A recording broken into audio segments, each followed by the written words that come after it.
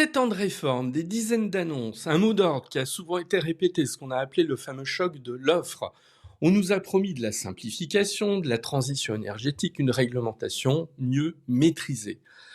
Il y a 8 ministres qui se sont succédés depuis 2017 et en même temps on a le sentiment quand même que la crise que traverse l'immobilier et le logement, elle est grave, c'est peut-être une des plus graves qu'on ait connues depuis 20 ans.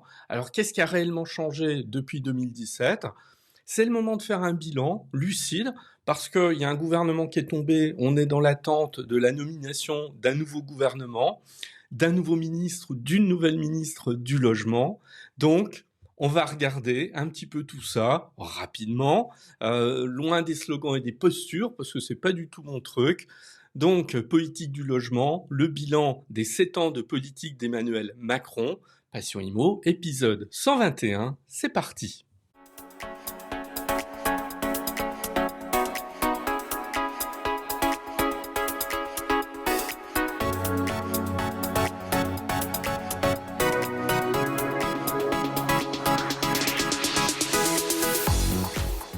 Alors, on va déjà essayer de répondre à une question toute simple. Est-ce qu'il y a une vraie crise du logement et de l'immobilier en France ou pas ?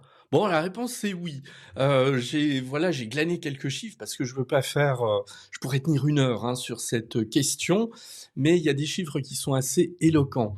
Entre 96 et 2022, étude INSEE, le prix des logements, il a été multiplié par 3,3.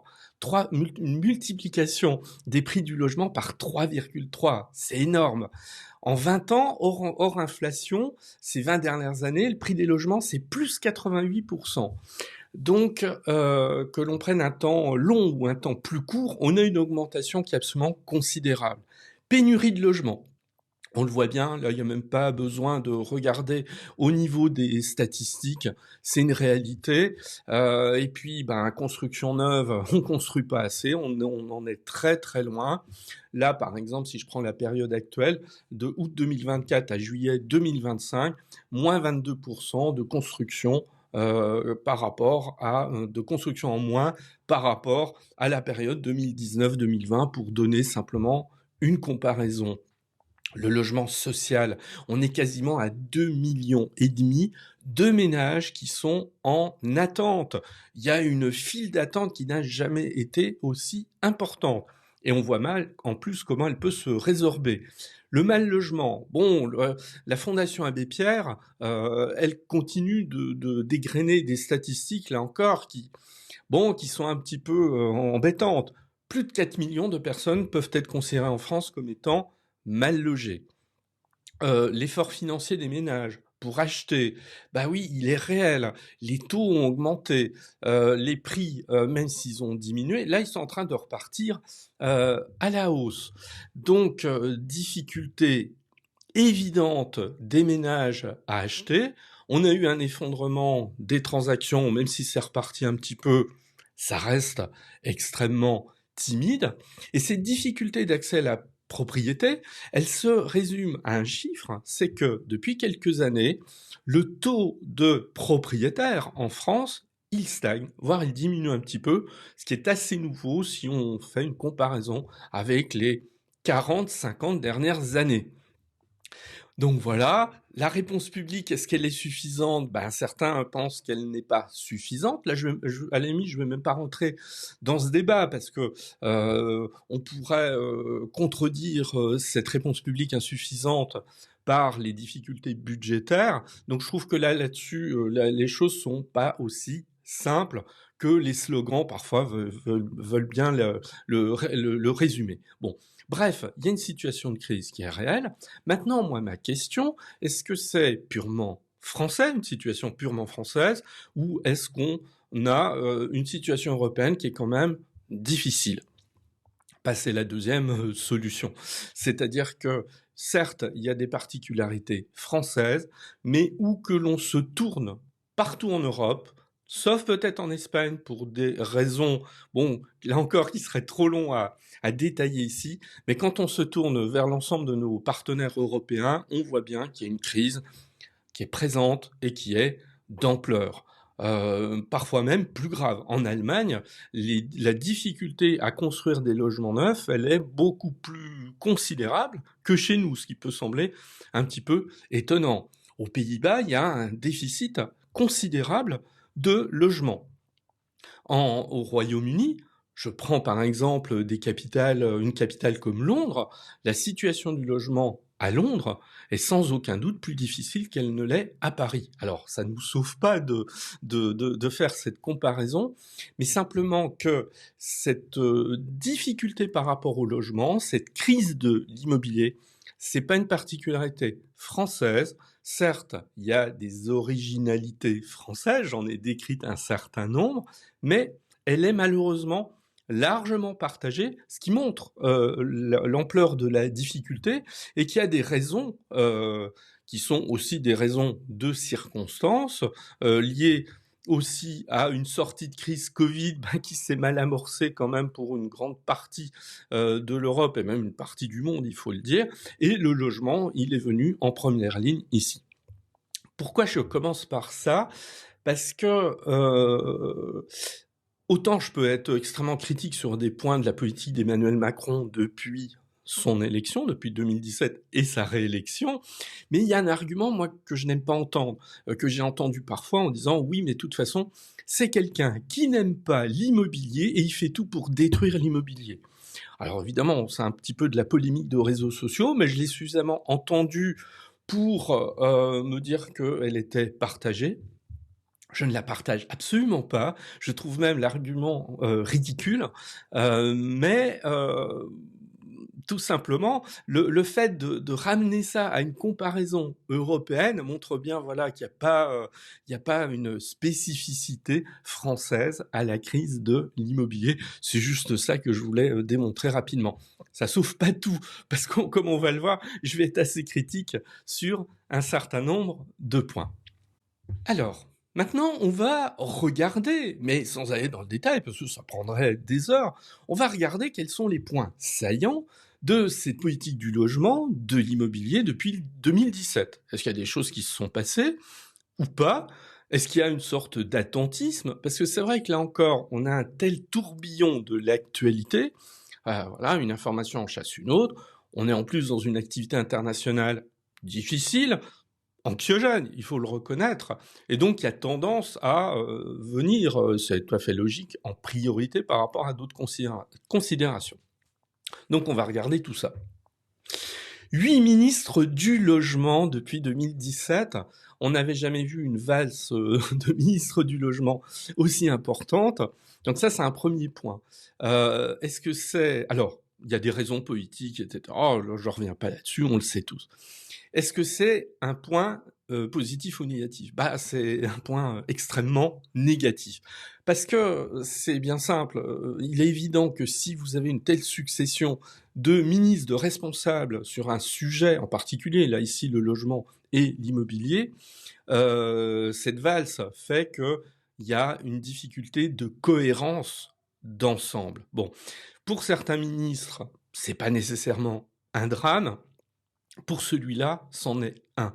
Et pourquoi c'est un drame? Parce que la politique du logement, la politique d'aménagement des territoires, tout ça est lié, la politique de l'immobilier, c'est pas quelque chose qui se fait par des coups rapides de quelques mois. On est sur du temps long, c'est-à-dire que quand on prend une décision, par exemple, sur le plan fiscal, aujourd'hui, admettons en 2025, c'est pas en 2026 qu'elle va produire des effets, sans doute pas en 2027, et parfois on est sur des durées de 5 ans, 10 ans, 15 ans avant de mesurer l'impact d'une mesure, surtout quand c'est des mesures d'importance. Donc, il y a besoin de réflexion, de temps long. C'est pas cette valse de ministres qui va aider dans ce domaine, c'est une évidence. Donc ça, c'est un énorme point faible quand même de ce qui s'est passé depuis 2017. Bon. Alors maintenant, je vais prendre, les uns après les autres, mais pour certains très rapidement, les ministres qui sont succédés. Il y en a qui, on a oublié leur nom, tout simplement. Qui se souvient que le premier qui était concerné par la politique du logement de juin 2017 à octobre 2018, c'était Jacques Mézard, ministre de la Cohésion des Territoires. Bon. Qu'est-ce qu'il a mis en œuvre à l'époque? Une loi qui est une loi importante en matière d'immobilier, c'est la loi Elan. C'est une loi qui a été promulguée en novembre 2018. Alors, qu'est-ce qu'il y a dans la loi Elan qui fait partie de ces très grandes lois de l'immobilier qui, en général, quand elle est promulguée, bon, on est tranquille pendant un temps, les réformes sont un petit peu plus calmes après de tels changements. Alors, la loi Elan, l'idée, c'est on veut accélérer la construction en simplifiant les normes et les procédures d'urbanisme. On veut réformer le logement social. Alors, il y a une fusion des organismes d'HLM. On veut favoriser la vente de logements sociaux. On veut mieux encadrer le marché locatif en étendant l'encadrement des loyers dans certaines villes. Voilà, ça c'est quelque chose qu'on retrouvera assez largement ces dernières années.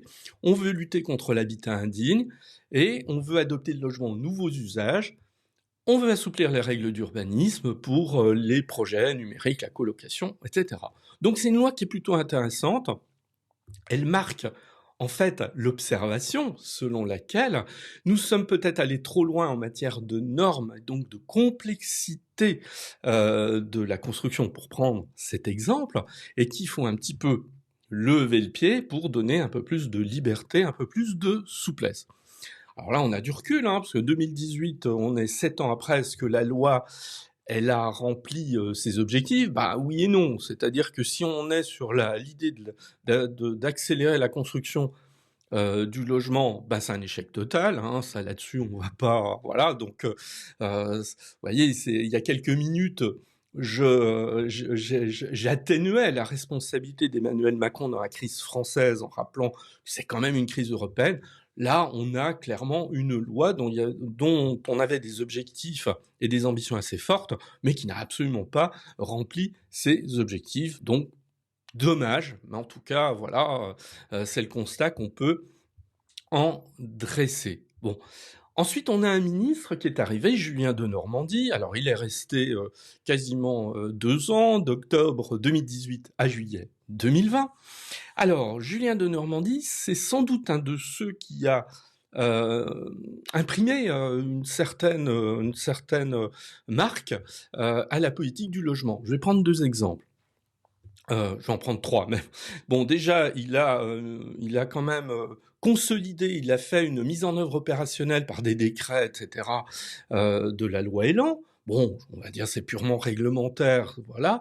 Mais il a mis en place un dispositif intéressant qui a porté son nom, le dispositif Denormandie, des réductions d'impôts dans l'ancien quand on réalise des travaux, qui est en fait un pendant du Pinel, mais pour l'ancien. Et donc, l'idée, moi, je la trouvais extrêmement intéressante. Elle l'est toujours, puisque le dispositif de Normandie, il est toujours en place. Il a été prolongé cette année jusqu'au 31 décembre 2027. Donc, intéressant. Autre chose, c'est la création de ma prime rénov'. Voilà, ma prime rénov', elle a été mise en place en janvier 2020. Ça fait déjà 5 ans. Donc, je rappelle l'idée. Avant, on avait un dispositif fiscal qui fait que quand on faisait des travaux dans son habitation principale, on bénéficiait d'un crédit d'impôt, bon, qui était devenu de plus en plus famélique avec le temps. On a changé tout ça. On sort le crédit d'impôt, on le remplace par des subventions directes. Là, ça, c'est plutôt intéressant, ça donne quand même beaucoup plus de souplesse, puis ça permet de faire rentrer dans le dispositif des gens qui n'étaient pas concernés sur un plan fiscal. Bon, donc ma prime rénov', elle est mise en place avec des aides qui sont intéressantes, mais elle souffre dès le départ d'un péché de complexité. Le dispositif, il est extrêmement complexe. Bon, ça c'est le premier problème. Deuxièmement, autre problème, on l'a vu dernièrement, c'est le manque de moyens, tout simplement. Et là, c'est un élément qu'on peut critiquer, c'est-à-dire on met en place quelque chose qui est extrêmement intéressant, qu'il ne faut pas jeter comme ça, comme parfois j'ai pu l'entendre un peu rapidement, mais c'est que les moyens sont pas à la hauteur, tout simplement. Et là, on se retrouve avec un des dilemmes de ces, on va dire, de ces 10 dernières années. D'un côté, on affirme des objectifs extrêmement intéressants en matière de rénovation énergétique des biens immobiliers, que ce soit l'habitation principale, que ce soit les logements loués. Et la petite parenthèse qui est intéressante dans la prime rénov', c'est que l'on peut demander des subventions pour un logement que j'achète pour le louer, alors qu'auparavant le dispositif fiscal, lui, il ne permettait pas de cibler le crédit d'impôt sur des investissements immobiliers que j'avais réalisés. Donc on a eu plutôt une extension. Autre péché auquel était affectée cette prime rénov', c'est les modifications. Et là, c'est bon, ça suffit. C'est-à-dire que pour faire cet épisode, j'ai compté combien il y en avait eu. Il y en a eu 8 quasiment. C'est-à-dire qu'il n'y a quasiment pas eu une année depuis la mise en place de la prime rénov', même davantage, puisque elle est arrivée en 2020. Donc parfois, on en a eu 2 dans la même année, des modifications de la prime rénov'. Alors, on a déjà un dispositif qui est complexe et en plus de ça, on le change régulièrement. Moi, j'avoue, pourtant, Dieu sait si je suis quelqu'un qui s'intéresse à toutes ces questions, j'avoue avoir parfois des difficultés à appréhender cette prime rénov'. On l'a un petit peu vidée de sa substance de cette manière. Et puis, la grosse difficulté, ça a été son arrêt pendant l'été dernier. On a constaté qu'il y avait des fraudes assez massives la concernant. Puis un constat, on ne va pas tourner autour du pot, c'est qu'il n'y a pas assez d'argent pour assurer ce niveau d'ambition qu'on avait affiché au départ. Ensuite est arrivé Emmanuel Vargon. Emmanuel Vargon, 2 ans, quasiment, donc encore une durée relativement longue. Ça veut dire que s'il y en a 8 de ministres du logement, ça veut dire que certains sont quand même passés extrêmement rapidement. Alors là, on a réformé les APL en temps réel, c'est-à-dire que on a arrêté d'avoir ce décalage quand on faisait ces déclarations pour obtenir des APL. On tient compte de manière beaucoup plus rapide des modifications de revenus ou de situation, alors qu'avant, il fallait patienter l'année d'après pour pouvoir en bénéficier. Ça, c'est plutôt une réforme intéressante. Ensuite, 2021, c'est là où on met en place ce système dit des passoires thermiques, voilà, avec un calendrier d'interdiction progressive à la location.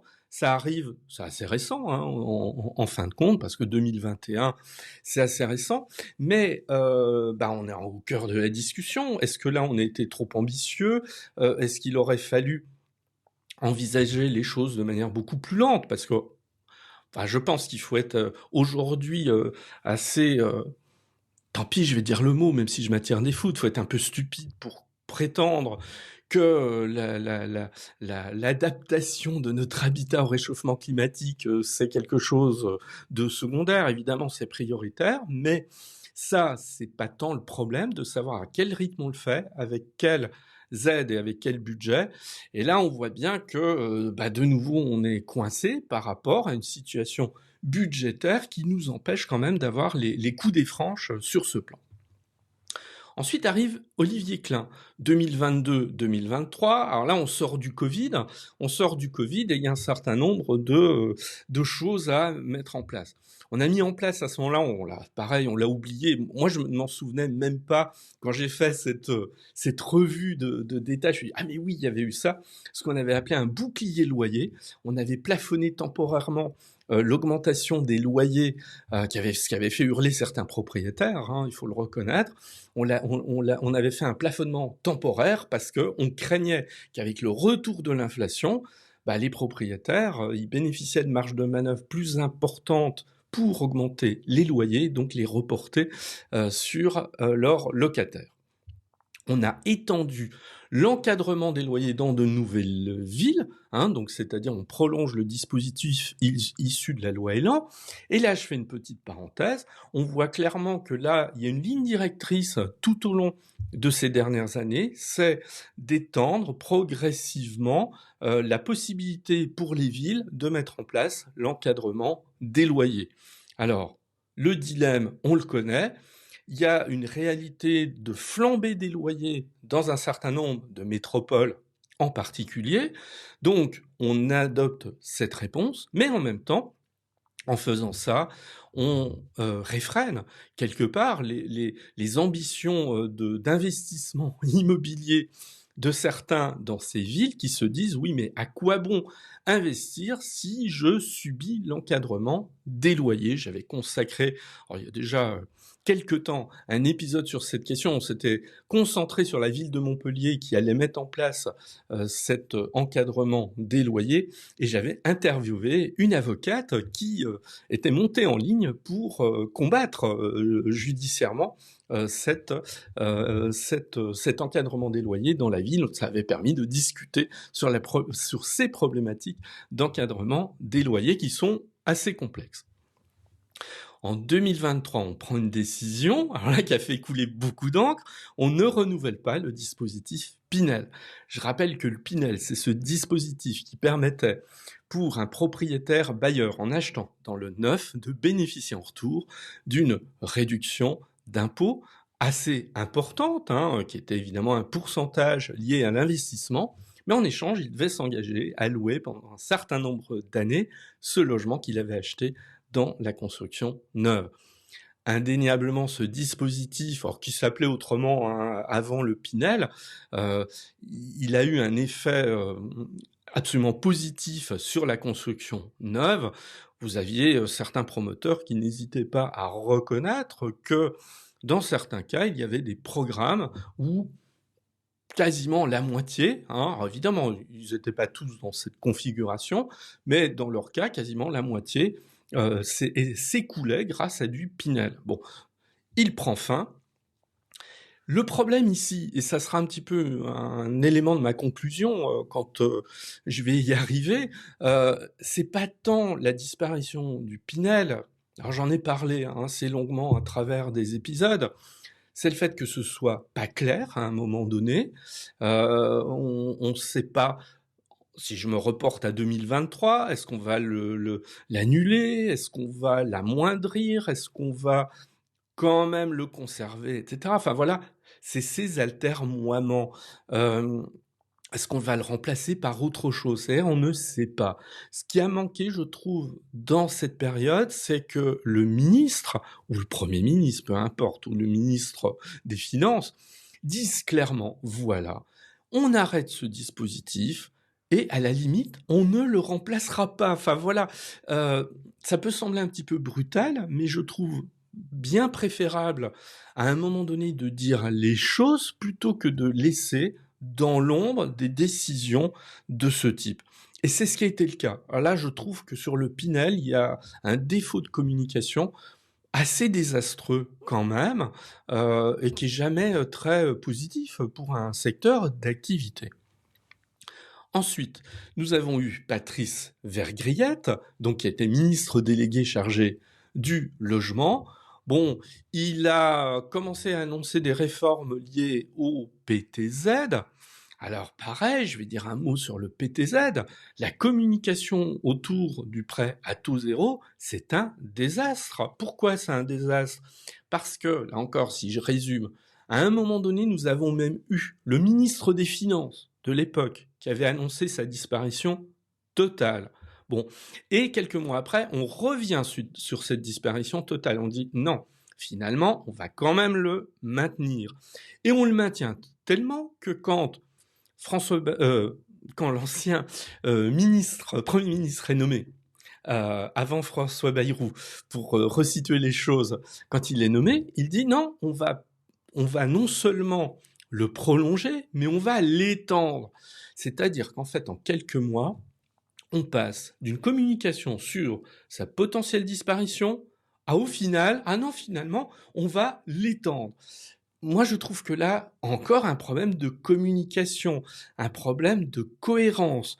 Et j'y reviendrai. Moi, je pense que c'est un des plus gros défauts de ces 7 dernières années, ce défaut de cohérence, de communication, qui donne en fait une impression assez brouillonne de cette politique.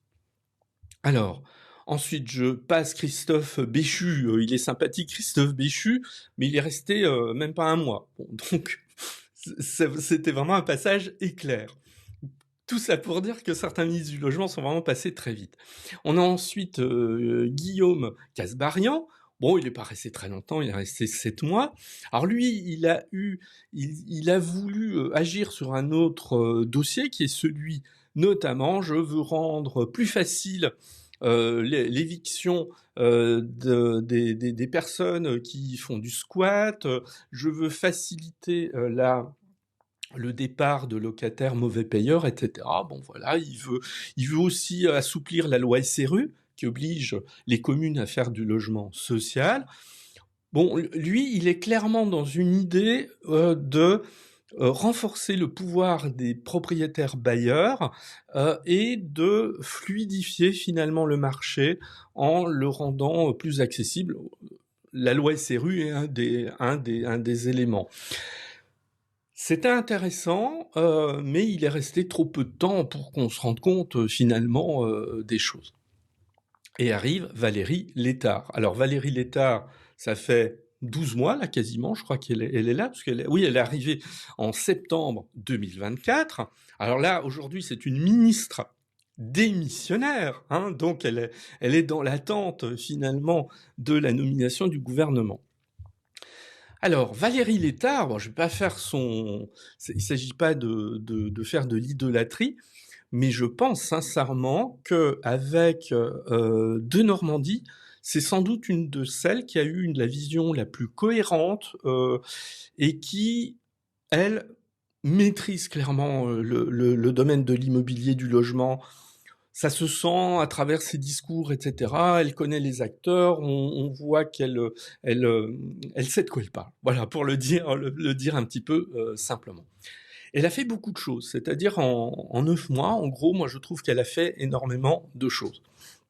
Alors, déjà, il y a un point qui est très important, j'en ai souvent parlé sur Passion Immo, elle est dans une optique de relance du logement locatif.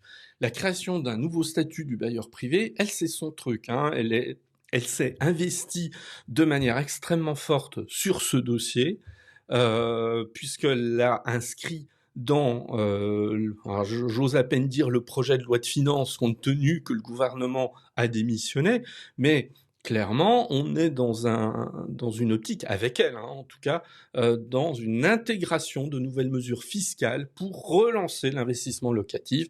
C'est pareil, j'en ai déjà parlé. Là, en revanche, ça coince parce que, sincèrement, si ce dispositif, si ce nouveau statut du bailleur privé ne trouvait pas sa place à partir de l'année prochaine, parce que notre instabilité politique en est la cause, honnêtement, ce sera un désastre. Voilà. Et là, il faudrait y réfléchir quand même, hein, quelles que soient les options politiques des uns et des autres, que je respecte absolument. Voilà, c'est comme ça. Moi, je suis quelqu'un qui respecte les idées politiques, même si je les partage pas. Mais à un moment donné, on a envie de dire, les gars, faut que vous vous entendiez quand même un minimum, parce que là, il y a des choses quand même qui dépassent nos clivages idéologiques. Et le statut du bailleur privé, ça en fait partie. Bon, elle a porté largement, elle a vraiment défendu ce dossier. Elle a travaillé sur le DPE également. Le DPE, il est très décrié, on le sait. Voilà, donc elle a mis en place tout un plan d'action pour fiabiliser cette chaîne du DPE, pour aussi l'assouplir. Je rappelle qu'à partir du début de l'année prochaine, le DPE, il est assoupli notamment quand on utilise du chauffage électrique dans un logement, de manière finalement à tenir compte d'une réalité. J'explique rapidement pourquoi, parce que c'est intéressant. Je comprends pas pourquoi on n'a pas intégré ça depuis longtemps. Nous, en France, nous avons une production d'électricité qui est largement décarbonée grâce au nucléaire. Donc, est-ce que c'est si dramatique que certains logements, nous les chauffions au chauffage électrique? Alors, réponse non. Après, il faut nuancer, hein. Ça ne veut pas dire qu'il faut du tout électrique. C'est pas du tout ce que je suis en train de dire. Mais disons que cet assouplissement du DPE tient compte de cette réalité.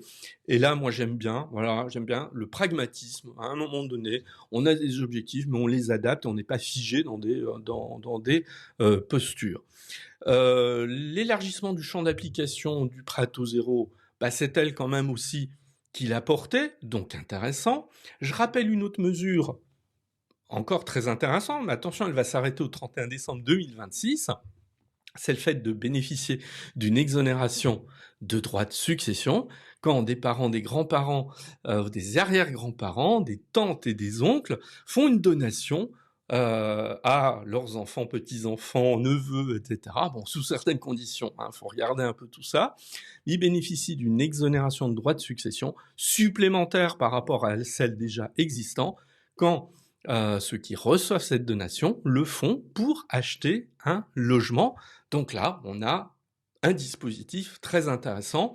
Alors, il a été mis en place cette année. On n'a pas, je ne suis pas tombé sur des chiffres aujourd'hui qui permettaient de faire un bilan là-dessus. Je les attends avec impatience pour voir si ça a eu un impact. Si je continue ce qui s'est fait ces derniers mois, donc il y a eu un soutien à la transformation des bâtiments vacants en logements. Bon, pour moi, c'est un petit peu anecdotique parce que ça, l'idée est belle, mais il y a de telles difficultés derrière ça que, bon, ça mériterait là d'autres débats et explications que le court bilan là que je veux faire. On a accéléré la lutte contre la fraude à MaPrimeRénov'. Alors on pourrait toujours dire oui, c'est tardif. Bon, oh, moi pareil, je mange pas trop de ce pain-là. Bon, ça a le mérite d'avoir été mis en place. On verra là encore s'il y a une efficacité de tout ça. On est parti également sur une mise à niveau des copropriétés. Alors ça, c'est la problématique des ascenseurs qui est plutôt bien connue, identifiée. Je ne reviens pas là-dessus. Bref, tout ça pour dire que si je me suis un petit peu plus appesanti sur Valérie Létard, ben, c'est tout simplement que elle a fait quand même beaucoup de choses. Et moi, je le dis franchement, s'il y a un nouveau gouvernement qui arrive, il faudra bien que ça arrive à un moment donné. Elle fait partie de ces gens que je trouve intéressant qu'ils soient reconduits parce qu'ils connaissent le job, quoi, en gros, et autant que ce soit des personnes comme ça qui continuent le travail. Bien, bon, voilà moi mon tour d'horizon, le bilan de tout ça. Des choses se sont faites, on ne peut pas dire le contraire. Voilà. Est-ce qu'elles ont été assez ambitieuses? Alors je vais être un peu paradoxal, je pense que oui et parfois trop, parce que l'ambition c'est bien, mais s'il n'y a pas les moyens mis derrière, c'est de l'effet d'annonce, ça n'a aucun intérêt. C'est bien beau de communiquer sur de MaPrimeRénov' en parlant de rénovation énergétique globale, s'il n'y a pas l'argent derrière, ça fait flop. Voilà. Donc j'aurais préféré que l'on annonce des ambitions moins importantes, mais qu'elles soient financées. Je trouve que ça aurait été quand même plus cohérent. Il y a l'histoire du Pinel, mais j'en ai parlé, je reviens pas dessus, le prêt à taux zéro. Ce que j'ai voulu souligner, c'est que des choses se sont faites, mais il y a eu une communication désastreuse. Et ce qui en ressort au final, c'est que on se demande quelle est la ligne directrice. Et la ligne directrice, elle n'est pas claire. Voilà. Mais en même temps, c'est logique. Il ne peut pas y avoir une succession de 8 ministres en même pas 7 ans pour imaginer qu'on va dégager une ligne directrice lisible par tout le monde. Voilà. Là, ça n'a pas été le cas. Bon, donc voilà, tout ça, c'est en attente. Politique pas toujours lisible, assez brouillonne. Bon, voilà, c'est un petit peu mon bilan d'ensemble, même si c'est fait des choses. Alors, on est dans l'attente de quoi? De la nomination d'un nouveau gouvernement, d'un nouveau ministre du logement, une nouvelle majorité, ben non, parce que de toute façon, il n'y en a pas. S'il y avait une dissolution, est-ce que ça amènerait une nouvelle majorité? C'est pas certain. Bon, tout ça pour dire quoi? C'est qu'on risque d'être jusqu'en 2027, date de l'élection présidentielle, on risque d'être dans un entre-deux qui va absolument pas arranger cette question de la lisibilité de la politique du logement. Et la conséquence, c'est quoi? C'est qu'aujourd'hui, en cette fin d'année 2025, bonjour à l'investisseur qui a besoin de lisibilité pour savoir s'il va investir dans un quatrième, un cinquième logement pour le louer, réaliser des travaux. Du fait de ce brouillard d'ensemble, alors ça ne veut pas dire qu'il ne faut pas le faire, mais qu'on risque d'être un petit peu sur la réserve pour prendre des décisions. Et moi, c'est la seule chose que je note dans tout ça, c'est malheureusement cette absence de visibilité à court terme. Et je pense malheureusement qu'on en a encore pour quelques temps. Ben, je vous remercie de m'avoir écouté. Passion Imo, cet épisode est terminé, je vous dis à très bientôt, et puis je vous rappelle que nous avons toujours les lives du jeudi soir à 20h30 sur Twitch, YouTube et LinkedIn, où pendant 1 heure à peu près, voilà, je parle de l'actualité immobilière, parfois avec un invité, et puis on discute de manière un petit peu moins formelle. Hein, je reconnais que ces épisodes que j'essaie de travailler quand même un minimum. Eh bien, bonne semaine et à très bientôt.